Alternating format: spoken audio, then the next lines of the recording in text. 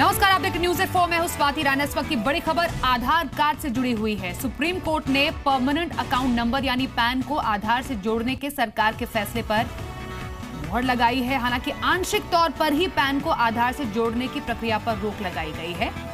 Supreme court ने अपने आदेश में कहा है कि जिनके पास पहले से आधार नंबर है उन्हें पैन को आधार से जोड़ना जरूरी होगा, लेकिन सरकार उन लोगों को आधार कार्ड बनवाने के लिए दबाव नहीं डाल सकती है जिन्होंने इसे नहीं बनवाया है। सरकार ने 30 जून तक लोगों से अपने पैन कार्ड को आधार से जोड़ने का आदेश दिया था। सरकार के आदेश के मुताबिक जिन लोगों ने अपने पैन को आधार से नहीं जोड़ा है उनका पैन नंबर रद्द माना जाएगा और पैन को आधार से लिंक करने के फैसले का ही बचाव करते हुए केंद्र सरकार ने सुप्रीम कोर्ट से कहा था कि इससे फर्जी अकाउंट को खत्म करने में मदद मिलेगी।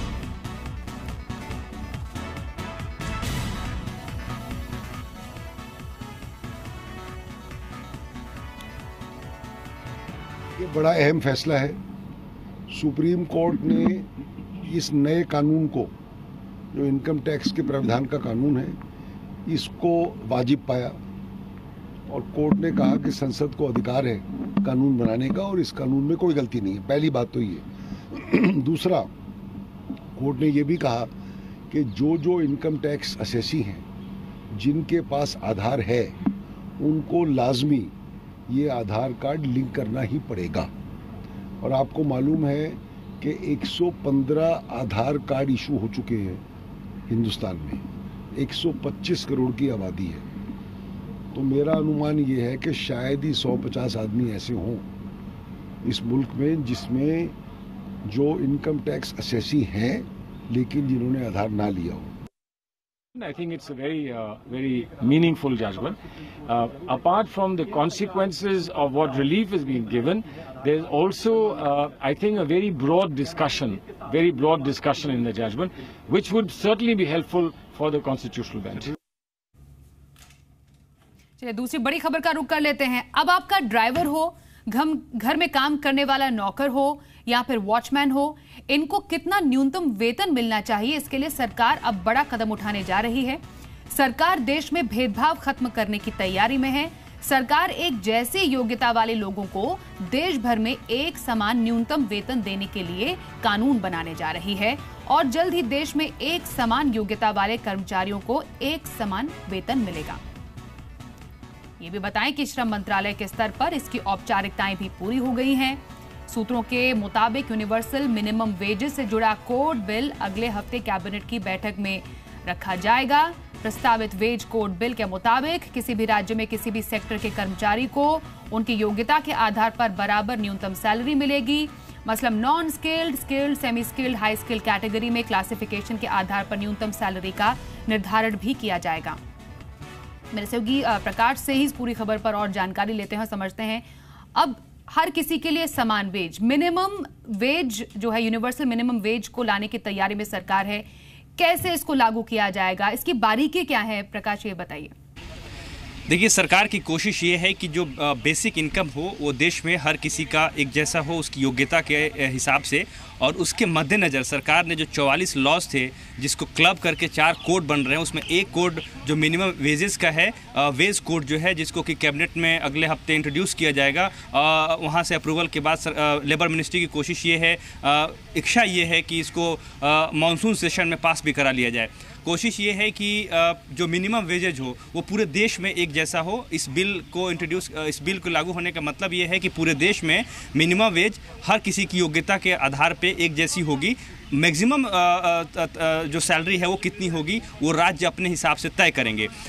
जैसे कि अगर क्लासिफिकेशन की बात करें, अगर नॉन स्किल्ड लेबर है, अगर सेंट्रल गवर्नमेंट के रूल के हिसाब से देखें तो 325 रुपये प्रतिदिन का उनका जो वेतन है, जो उनका वेज है।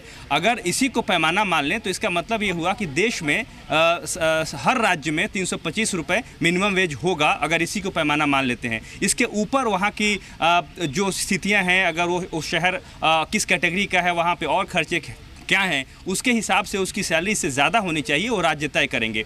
फिलहाल कोशिश ये की जा रही है कि जो देश में जो मिनिमम इनकम की इस बिल को इम्प्लीमेंट करके जो लोगों को जो बेसिक नेसेसिटी है उसको पूरा किया जाए, और जो बेसिक इनकम का जो एक सोशल सिक्योरिटी नॉर्म्स के तहत सरकार लागू करना चाहती है उसको भी इम्प्लीमेंट करना चाहती है। अब ये कितना होगा, कैसे होगा, इस बिल के पास होने के बाद राज्यों के साथ कंसल्टेशन किया जाएगा, इंडस्ट्री के साथ भी इसके साथ विचार विमर्श करने के बाद इसको लागू किया जाएगा। मकसद ये है कि जो भेदभाव है वेतन में उसको खत्म किया जाए और उसी के लिए मिनिमम सैलरी की गारंटी के तहत इस पर चर्चा की जाएगी। बहुत शुक्रिया प्रकाश और जानकारी के लिए। बात कर लेते हैं शेयर मार्केट की। अब कारोबारी हफ्ते के आखिरी दिन बाजार में निचले स्तरों से रिकवरी देखने को मिली है। निफ्टी निचले स्तरों से 60 अंक और सेंसेक्स करीब 170 अंक रिकवरी होकर बंद हुआ। निफ्टी बैंक आज भी रिकॉर्ड ऊंचाई पर बंद होने में कामयाब रहा। आज के सत्र में सेंसेक्स 49, निफ्टी 21 अंक चढ़कर बंद हुए। 4 हफ्तों की तेजी के बाद इस हफ्ते बाजार गिरावट के साथ बंद हुए हैं। आज के सत्र में सबसे ज्यादा खरीदारी रियल्टी शेयरों में रही। इसके अलावा बैंकिंग शेयरों में अच्छी रिकवरी लौटी है। इस पूरे हफ्ते में कंज्यूमर ड्यूरेबल इंडेक्स 3% चढ़कर बंद हुए हैं। और मेरे साथ रजत इस वक्त है। रजत, आज कैसा रहा बाजार? शेयर स्पेसिफिक मूवमेंट कहां पर देखी गई है? बिल्कुल, सबसे ज़्यादा फोकस तो यूके इलेक्शंस पे ही था, वहाँ पर कोई कंसेंसस नहीं निकल के आया। लेकिन आप बाजार देखिए, शुरुआती सत्र पे दबाव में था, उसके बाद एक रिकवरी जो दिन के उच्चतम स्तर के बेहद करीब क्लोज करा के गई है। निफ्टी को 9668 का लेवल है। इस हफ्ते हालांकि वीकली चार्ट्स नेगेटिव हुए लेकिन सरेंडर नहीं किया, ये इंपॉर्टेंट था। आज चढ़ने वालों की सूची अगर देखें निफ्टी पे तो उसमें मेटल स्टॉक्स पाएंगे आप। वेदांता, हिंडाल्को, टाटा स्टील जैसे स्टॉक्स एक्टिव थे। मारुति सुजुकी रिकॉर्ड स्तरों पर, इसने आज 7400 के लेवल को क्रॉस किया है, बहुत स्ट्रांगली मोमेंटम में था। गिरावट वालों की सूची में आज IT stocks prominently, Tech Mahindra, ITC और विप्रो, इन तीनों ही स्टॉक्स पे दबाव था। और इनफैक्ट सबसे बड़ा कारण था इन्फोसिस, जहां पर खबर ये निकल के आई कि जो प्रमोटर्स हैं वो अपना स्टेक ऑफलोड कर सकते हैं। ऐसी इस खबर की भी पुष्टि नहीं हुई है, लेकिन आज IT स्टॉक्स दबाव में थे। इसके अलावा NBFC shares, Muthoot finance, magma Fincorp, Shri infra और हाउसिंग फाइनेंस कंपनियां PNB, कैनफिन, इन सभी में तेजी देखने को मिली। ऑटो एंसिलरी प्ले हुआ आज। ल्यूमिक्स इंडस्ट्रीज और राणे ग्रुप के जो स्टॉक्स थे वहां पर तेजी बनी और जय भारत मारुति स्टॉक पे भी मोमेंटम 3.5% ऊपर ले गया स्टॉक को। एंड सेशन में राइस स्टॉक्स, चावल से जुड़ी कंपनियां जो थी जैसे कि Kohinoor foods, LT foods, Lakshmi energy और KRB में मोमेंटम बनता हुआ नजर आया। और जैसे मैंने बताया कि आज जो ड्रैगर साबित हुआ मार्केट में वो था IT pack, Wipro, Infosys, Tech Mahindra और परसिस्टेंट जैसे स्टॉक्स में गिरावट थी। कुछ स्टॉक्स जो हलचल में थे उसमें ITI, जयश्री टी, MK और नेटको जैसे जो स्टॉक्स थे, यहाँ पर दिन के उच्चतम स्तर पर क्लोजिंग हुई है। बहुत शुक्रिया रजत। आगे बढ़ते हैं और आपको बताएं कि स्टेट बैंक 75 लाख रुपए से ज्यादा के होम लोन को सस्ता कर सकता है और बैंक इसका ऐलान आज या फिर अगले 1-2 दिन में कर सकता है। कटौती की गुंजाइश RBI के होम लोन पर रिस्क वेटेज घटाने के बाद बनी है। RBI ने 30 लाख से 75 लाख रुपए तक के होम लोन पर रिस्क वेटेज 50% से घटाकर 35% कर दिया है, जबकि 75 लाख रुपए से ज्यादा के होम लोन पर रिस्क वेटेज 75% से घटाकर 50% कर दिया गया है। और रिस्क वेटेज घटने से बैंकों को काफी फायदा होता है क्योंकि उन्हें दिए गए लोन के बदले कम पूंजी अलग रखनी पड़ती है।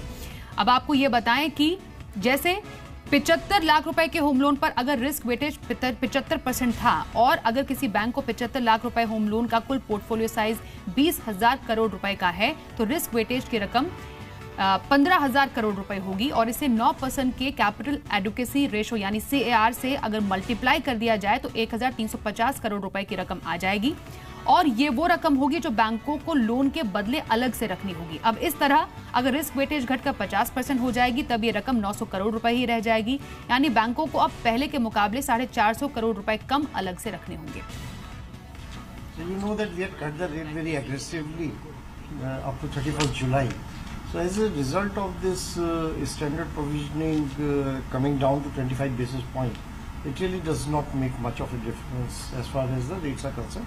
But there may be some tweaking in for the rates for 75 lakh and above, where because of the capital requirement which has been brought down, so there is some impact and we are considering that and we will announce.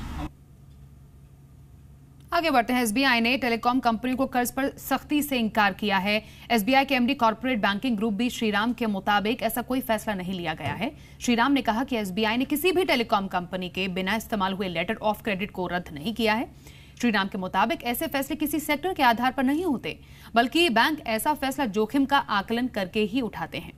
Shriram के मुताबिक इस महीने तक bank RBI की guidelines के मुताबिक telecom sector के लिए नए प्रोविजनिंग नियम तैयार कर लेंगे। और आरबीआई ने बैंकों से अप्रैल में कहा था कि वो टेलीकॉम सेक्टर के रिस्क को देखते हुए नए सिरे से प्रोविजनिंग करें। मौजूदा नियमों के तहत बैंकों को स्टैंडर्ड एसेट यानी बिना डिफॉल्ट वाले कर्जों पर 0.40% प्रोविजनिंग करनी होती है, जबकि अलग से केवल रियल एस्टेट के लिए प्रोविजनिंग होती है, जो कि 0.75% से लेकर 1% तक है। We have not withdrawn any unutilized limit. As a matter of general practice or general banking soundness, we do review all the accounts irrespective of which sector it is, including telecom. And we try and say that in terms of saving or on capital, we do take a informed decision to try and use limits where it is required. Yep. And that is about all. And there is nothing else that has happened. SBI ने QIP के जरिए 15,000 करोड़ रुपए जुटाए हैं। SBI का QIP कल यानी 8 जून को बंद हो चुका है। बैंक ने क्यूआईपी के जरिए 287 रुपए के भाव पर कुल 52 करोड़ 20 लाख शेयर बेचे हैं। एसबीआई इस रकम का इस्तेमाल कैपिटल एडुकेसी रेशो यानी CAR सुधारने पर करेगा। और इससे पहले एसबीआई ने 2014 में क्यूआईपी के जरिए 8,032 करोड़ रुपए जुटाए थे। We have successfully concluded India's largest ever QIP of over 15,000 crores. As you know, we launched it on the 5th of June and we closed it yesterday. The book was oversubscribed. Demand exceeded 27,000 crores.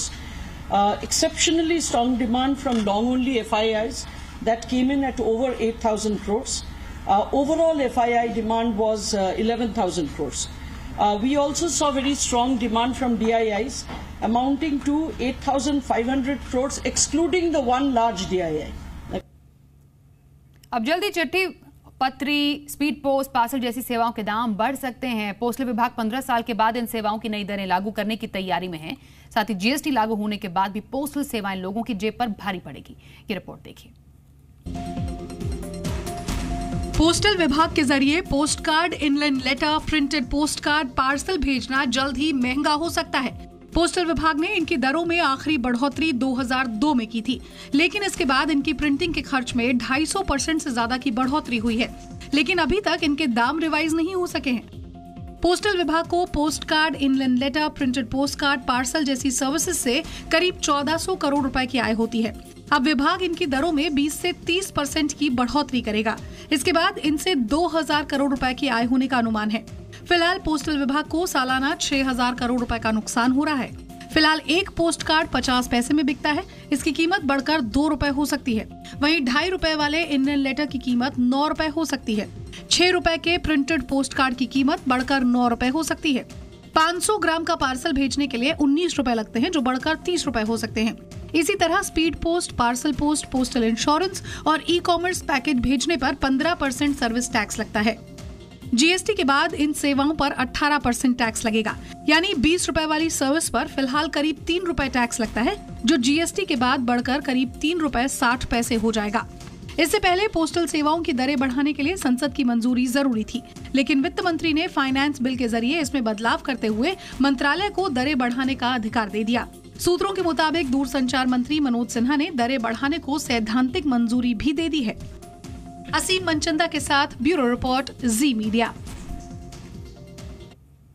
हाल ही में चलिए आगे बढ़ते हैं। सरकारी बैंकों के NPA की क्या स्थिति है, डूबते कर्ज को बचाने के लिए बैंकों ने क्या कदम उठाए और भविष्य में क्या कदम उठाए जा सकते हैं, इन सभी मुद्दों पर बातचीत करने के लिए वित्त मंत्री अरुण जेटली सोमवार यानी 12 जून को सभी सरकारी बैंकों के चेयरमैन और चीफ एग्जीक्यूटिव से मिलेंगे। इस बैठक में MSc credit, stand up India और मुद्रा योजना को लेकर भी चर्चा होगी। इस बैठक में फाइनेंशियल परफॉर्मेंस रिव्यू के अलावा बैंकों की बैलेंस शीट साफ करने के लिए उठाए गए कदमों पर भी चर्चा होगी, जिससे वो नए लोन दे पाए। एनपीए रिकवरी के लिए टर्न अराउंड प्लान भी मांगा जाएगा। इस बैठक में फाइनेंशियल इंक्लूजन एंड लिटरेसी और सोशल सिक्योरिटी स्कीम का भी रिव्यू किया जाएगा। जीएसटी को लेकर बैंक्स कितना तैयार है, बैठक में इसका भी रिव्यू होगा।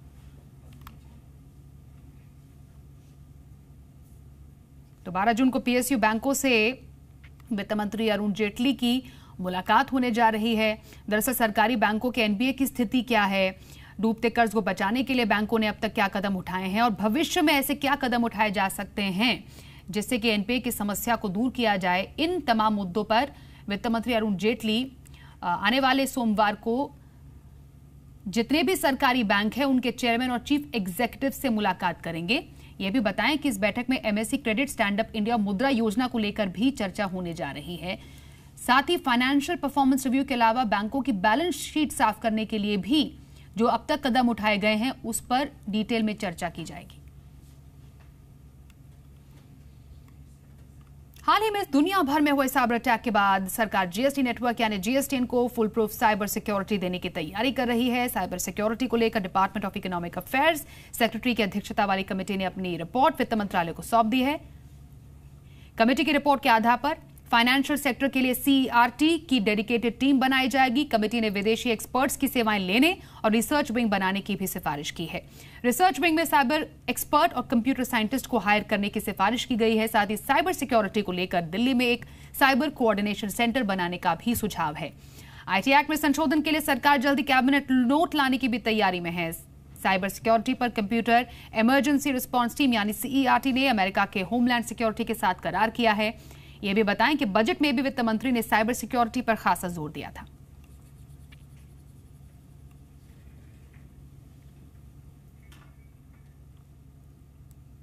US president Donald Trump IT कंपनियों के लिए खतरा साबित हो सकते हैं और यह बात देश की बड़ी आईटी कंपनी विप्रो ने कही है। पहली बार किसी भारतीय आईटी कंपनी ने US securities and exchange commission यानी यूएसईसी को दी गई सालाना फाइलिंग में अमेरिकी राष्ट्रपति डोनाल्ड ट्रंप को अपने बिजनेस के लिए संभावित खतरा बताया है। विप्रो ने फाइलिंग में कहा कि अमेरिकी राष्ट्रपति चुनाव के बाद कई ऐसी चीजें सामने आई हैं जिनका हमारे कारोबार पर काफी असर पड़ सकता है। कंपनी ने लिखा कि चुनाव के दौरान ट्रंप और उनके प्रशासन में शामिल लोगों ने ऐसी नीतियों का समर्थन किया था जिनसे मौजूदा व्यापार समझौते प्रभावित हो सकते हैं। इनमें north American free trade agreement यानी नाफ्टा और दूसरे प्रभावित ट्रेड एग्रीमेंट शामिल हैं। विप्रो ने एक अलग रिस्क फैक्टर भी बताया कि अमेरिका, ब्रिटेन, सिंगापुर और ऑस्ट्रेलिया में इमिग्रेशन कानून सख्त किए जाने से उसके बिजनेस पर नेगेटिव असर हो सकता है। इन्फोसिस में प्रमोटर्स कंपनी में अपनी पूरी हिस्सेदारी बेचकर बाहर निकल सकते हैं। इस बड़ी खबर पर सबसे पहला रिएक्शन किसी और का नहीं, खुद कंपनी के सीईओ विशाल सिक्का का आया है। उन्होंने इस खबर को बिल्कुल निराधार और अफवाहों के आधार पर बनाई गई खबर बताया। पहले खबरें आई थी कि प्रमोटर्स 12.75% हिस्सेदारी बेचने जा रहे हैं, जिसकी कुल वैल्यूएशन 28,000 करोड़ है। खबर यह भी थी कि प्रमोटर्स कंपनी के कामकाज से नाखुश हैं।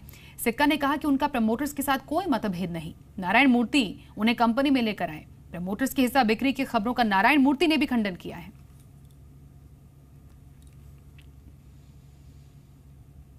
एचडीएफसी लाइफ और मैक्स लाइफ के मर्जर पर इंश्योरेंस रेगुलेटर आईआरडीए ने सवाल खड़े किए हैं। इंश्योरेंस एक्ट के सेक्शन 35 का हवाला देते हुए आईआरडीए ने कहा कि इंश्योरेंस कंपनी का नॉन इंश्योरेंस कंपनी में विलय नहीं हो सकता है।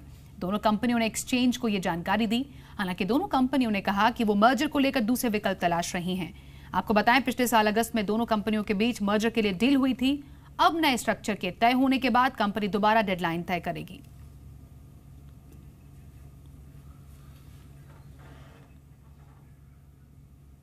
अगर आप शताब्दी ट्रेन से सफर करते हैं तो आपके लिए खुशखबरी है। रेलवे 1 जुलाई से कई रूट्स पर शताब्दी के किराए में 30% तक कटौती करने जा रहा है। फिलहाल पायलट प्रोजेक्ट के तौर पर रेलवे ने 2 रूट्स पर शताब्दी के किराए घटाए हैं। हालांकि इसमें कुछ टर्म्स एंड कंडीशंस लगाई गई हैं। दरअसल ये वो रूट्स हैं जहां अंतिम स्टेशन तक की यात्रा से पहले सीटें खाली हो जाती हैं। उन रूट्स पर शताब्दी के किराए में कमी होगी। कई रूट्स पर अंतिम स्टेशन से पहले ही ट्रेन में आधी से ज्यादा सीटें खाली हो जाती हैं। इस मामले पर जी बिजनेस संवाददाता समीर दीक्षित ने रेलवे बोर्ड के मेंबर ट्रैफिक मोहम्मद जमशेद से खास बातचीत की है। सर, शताब्दी के किराए कम होने की जो खबर है, इसमें किस तरीके से क्या प्लान चॉकआउट किया है आपने और कैसे आप इसको एग्जीक्यूट करना चाहेंगे? देखिए, हम इस योजना के बारे में आपको बताना चाहेंगे। ये शताब्दी जो ट्रेन है ये इंटरसिटी ट्रेन है और इंटरसिटी में ये एक एयर कंडीशन सर्विस प्रोवाइड करती है। हमारे यहाँ बहुत सारी शताब्दी चलती हैं जो बहुत सारे पूरे भारतवर्ष में अलग अलग जगह पे इंटरसिटी ट्रेन्स चल रही हैं। इसमें हम लोग ये एनालिसिस करते हैं और मार्केट एनालिसिस करने के बाद कि इन शताब्दीज़ में कुछ एरियाज़ में, कुछ लेग्स में, जिसे कहते हैं लेग्स ऑफ जर्नी, उनमें हम लोग असेसमेंट करते हैं कि अगर कहीं पे हम लोगों का ऑक्यूपेशन अच्छा नहीं है और there is a competitive mode भी है साथ में, तो वहाँ पे उसको और कॉम्पिटिटिव बनाने के लिए उन लेग्स में, सर्टेन स्पेसिफिक लेग्स में हम लोगों ने कुछ कंसेशंस दिए हैं। जो डिस्काउंट कह दें या जो आपने किराया कम किया है लास्ट वाइल में, कितना परसेंटेज इसमें आपने कमी करी है किराए के लिहाज से, और सीधी टक्कर के आप जो रोडवेज को देना चाहते हैं, कितना आपको लगता है कि इससे फ़ायदा आपको मिला है? देखिए 20 से 30% इसमें हम लोगों ने डाउनवर्डली रिवाइज़ किया है इनको। आप कह लें कि इनको हम लोगों ने डिस्काउंट दिया है, 300 रुपये का फिक्स्ड फेयर हम लोगों ने कर दिया है। और उसका रिजल्ट ये हुआ कि पहले महीने में ही हमारी जो ऑक्यूपेंसी थी उन लेग्स में वो 20% से 40% तक बढ़ी। ब्रिटेन में मध्यावधि चुनाव में किसी भी पार्टी को पूर्ण बहुमत नहीं मिला है। मध्यावधि चुनाव कराने का पीएम थेरेसा मे का दाम उल्टा पड़ गया है और कंजर्वेटिव पार्टी बहुमत से दूर रह गई है। बहुमत से दूर रहने के कारण पर अब उन पर इस्तीफे का दबाव भी बढ़ रहा है। हालांकि थेरेसा मे ने इस्तीफा देने से इंकार कर दिया है। 2015 में हुए चुनाव में कंजर्वेटिव पार्टी को 331 सीटें मिली थी, लेकिन इस बार उसका आंकड़ा 318 के पास ही जाता दिख रहा है, जो कि बहुमत से 8 दूर है। ब्रेक्जिट के मुद्दे पर ब्रिटेन में मध्यावधि चुनाव का ऐलान हुआ था, तब कंजर्वेटिव पार्टी ने बढ़त बनाई हुई थी, लेकिन ब्रिटेन में 3 महीने में 3 आतंकी हमलों के बाद आतंकवाद प्रमुख मुद्दा बनकर उभरा है और लेबर पार्टी ने प्रधानमंत्री थेरेसा मे को आतंकवाद से निपटने में नाकाम बताते हुए वोट मांगे। ब्रिटेन की कुल 650 सीटों के लिए मतदान हुआ। बहुमत के लिए 326 सीटें जीतनी होती हैं।